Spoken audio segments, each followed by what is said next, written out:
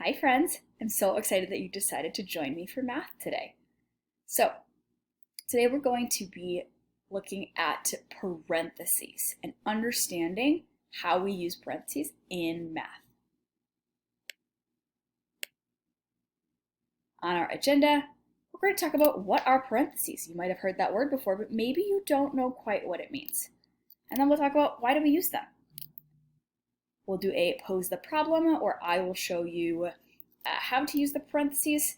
Then we'll do a guided practice together, and then your independent practice and your exit ticket you'll do on your own. Okay? And today is a great day for math, making awesome things happen. So what are parentheses and why do we use them? I like to think of parentheses as kind of like a C and a backwards C. The first place you might think of having seen parentheses is in reading and in writing. So I was looking at Matilda the other day and I found some parentheses. Here was the example. Nearly every weekday afternoon, Matilda was left alone in the house. Her brother, 5 years older than her, went to school. And the parentheses are here and here, around 5 years older than her. So why would we use parentheses? Think in your brain. Why did the author put parentheses around this section of the sentence?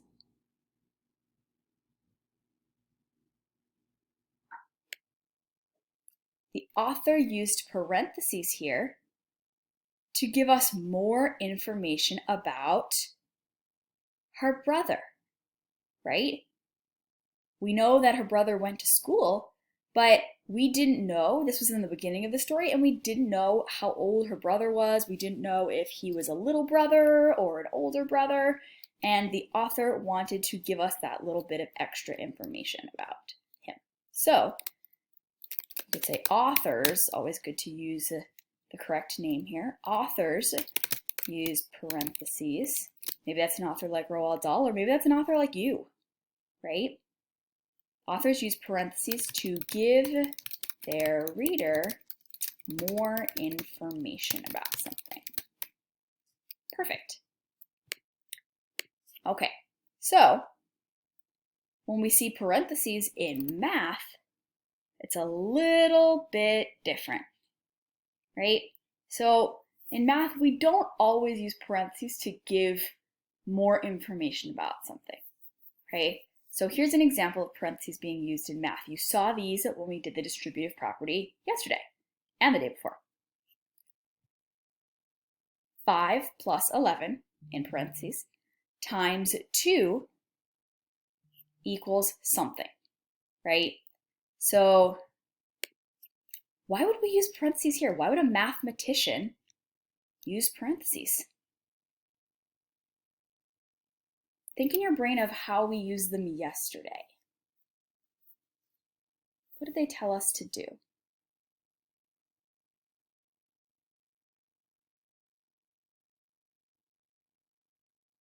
Well, I remember that when I saw the parentheses, I started here.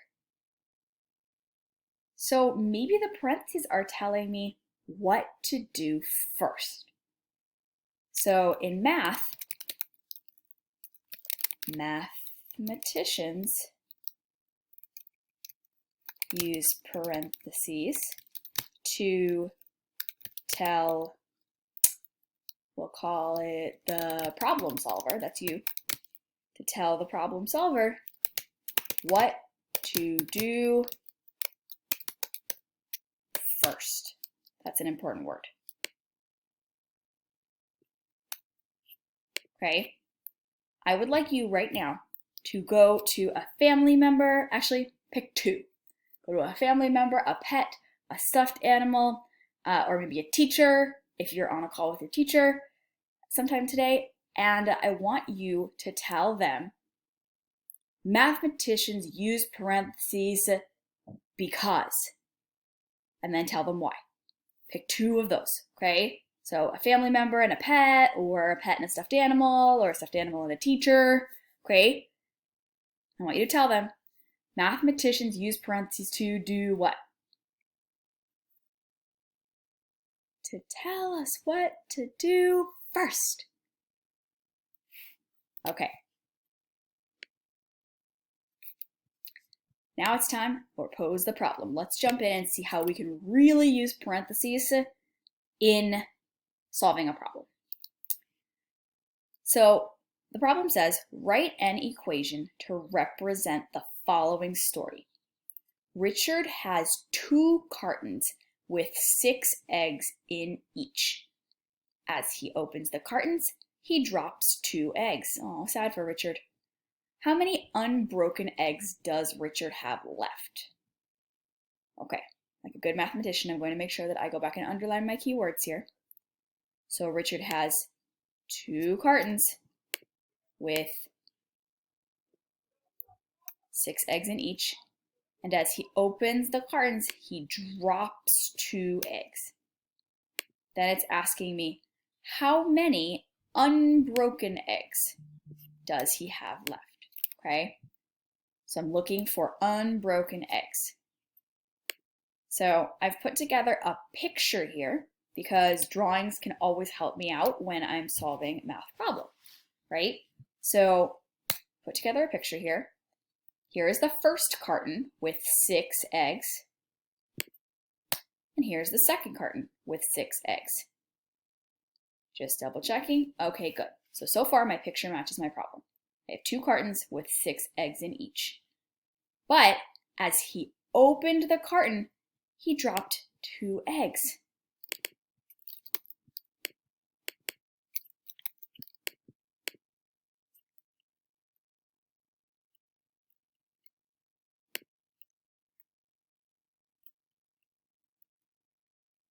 We'll miss these eggs, but we have to make sure that it matches the problem. Okay, so how many unbroken eggs does Richard have left? 1, 2, 3, 4, 5, 6, 7, 8, 9, 10. Okay, so he has 10 eggs left. So I know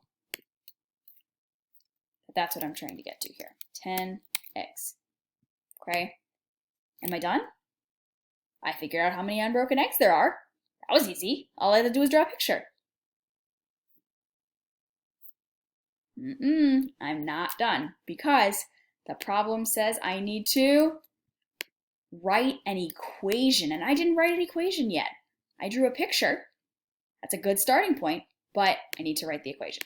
So let's see. If he had 2 cartons with 6 in each, that sounds like multiplication. So times 6 in each. What will come next? Well, he dropped 2. If he dropped 2, he doesn't have them anymore. So minus 2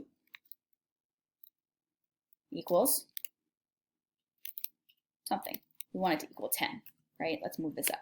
10 eggs left. Okay. I'm done, right? Well, wait a minute. I don't know where to start in this equation. Do I start with multiplying 2 times 6? Or do I start by subtracting 6 minus 2? Does it matter? Let's try it out, right?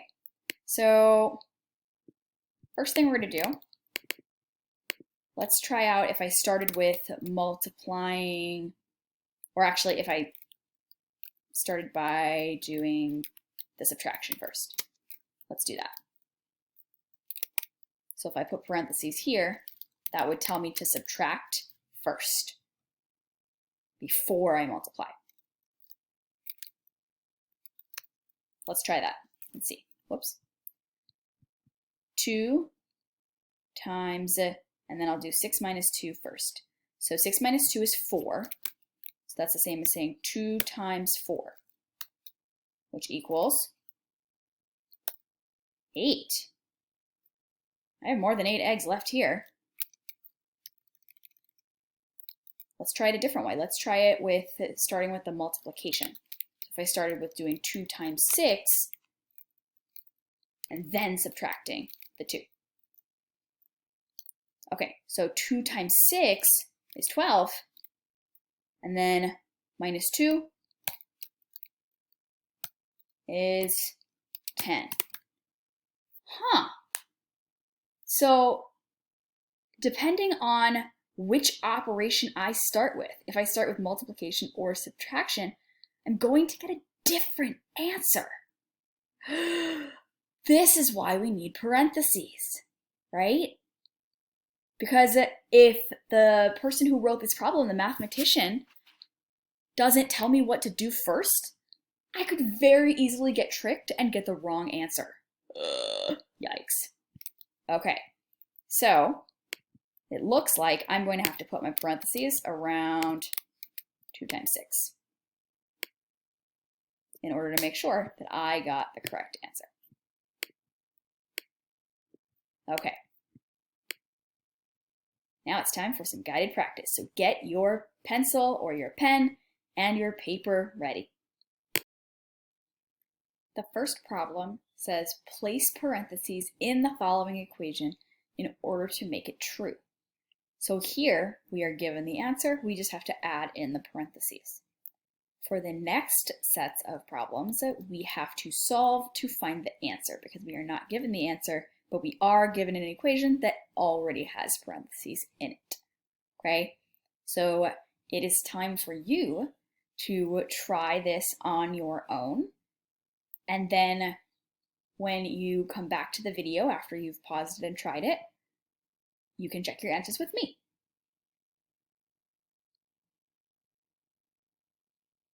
Welcome back. I hope that that wasn't too tricky for you, but if it was, that's okay. I am here to help. All right, so we're going to start by placing parentheses in this equation in order to make it true, right? So reminder, parentheses tell us what to do first, right? They're like a set of directions or a map that tells us what to do and where to go. And if we don't use them, we might end up with 2 different answers, like we saw in that last problem, and we don't want that. So let's test out putting parentheses in different places here. Now remember, the parentheses should only be around a set of 2 numbers, right? I'm not going to put parentheses like this because then that doesn't give me any direction on whether to add or multiply first. So it has to be around 1 set of numbers, like 4 plus 2. Let's try that. Okay, 4 plus 2 is, whoops, 4 plus 2 is 6, and then I would still multiply by 6, and I would get, what's 6 times 6? 6, 12, 18, 24, 30, 36, and the spider says, okay. Wow, looks like I got it right there on the first try, but let me double check just to make sure that putting parentheses in or around the other operation, starting with multiplying, wouldn't work better, right? Let's check that out. I'm going to copy this, paste it over here, and what if I move the parentheses? Let's just double check. Okay, so this would be 4 plus, and then I do this first. So 2 times 6 is 12. 4 plus 12. Does 4 plus 12 equal 36? No. 4 plus 12 equals 16. So, that's not going to work. Looks like my first attempt at adding parentheses into this equation was correct. Okay, number 2. 12 minus 4 plus 6. So I have to find the answer and use my parentheses to tell me what to solve first. So it looks like I'm subtracting first. 12 minus 4 is 8. And then I just add my 6. And I get, what's 8 plus 6? 14. Okay, here 12 minus, and then I'm solving what's in parentheses first. 12 minus 4 plus 6 is 10. 12 minus 10 is certainly not 14. It's 2, right? See how drastically different those numbers are just by moving the parentheses from 12 minus 4 to 4 plus 6. All right, last one's down here. Let's move this up a little bit so that you guys can see. There we go.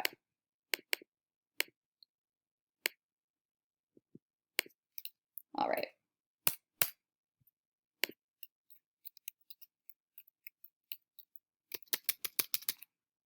So 15 minus, and then what's 7 plus 3? Remember, parentheses first. 10. And 15 minus 10 is 5.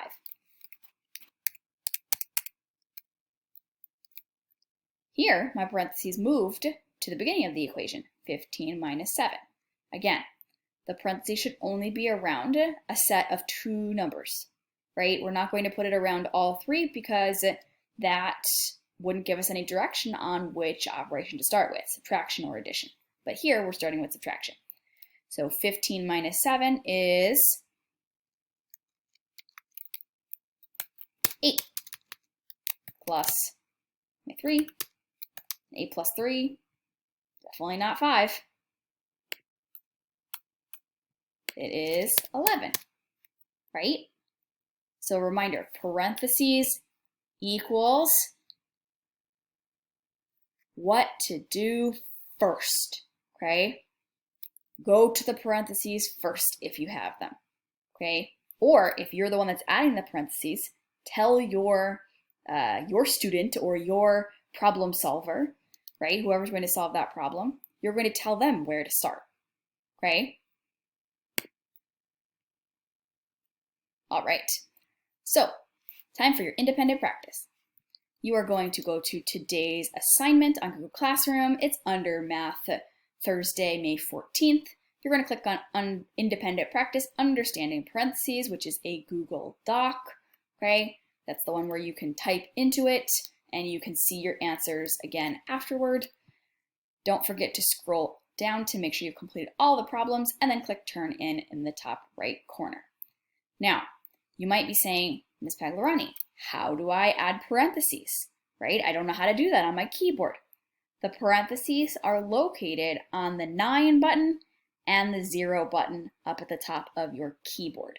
But in order to make it work, you have to press Shift, which is on the left and the right side of your computer keyboard. It doesn't matter which one you use. You have to hold down Shift and 9 at the same time to do a left parenthesis, and then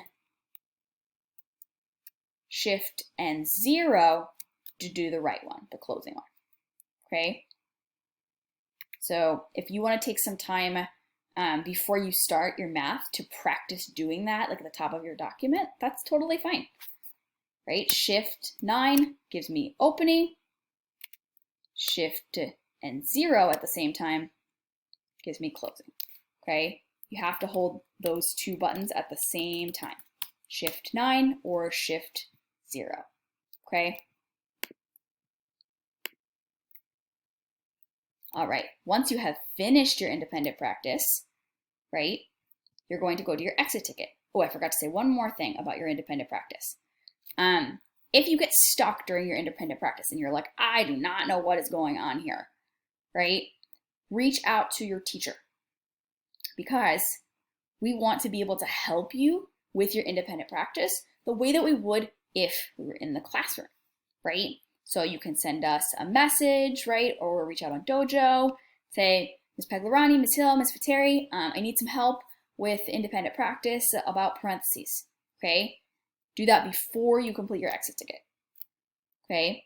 Then on your exit ticket, you're going to find it on Google Classroom, same place as always. You're going to click on exit ticket understanding parentheses. It's a Google form. Reminder that after you press submit on a Google form, you are not going to be able to see your answers again. That's okay. Okay, that means that your teacher has received your answers as long as you have pressed submit. Okay, then you go back to Google Classroom and you click turn in on the whole assignment because you are finished for today. Anyone can be cool, but awesome takes practice. So let's get to practicing. Have a great day, friends. I'll see you soon.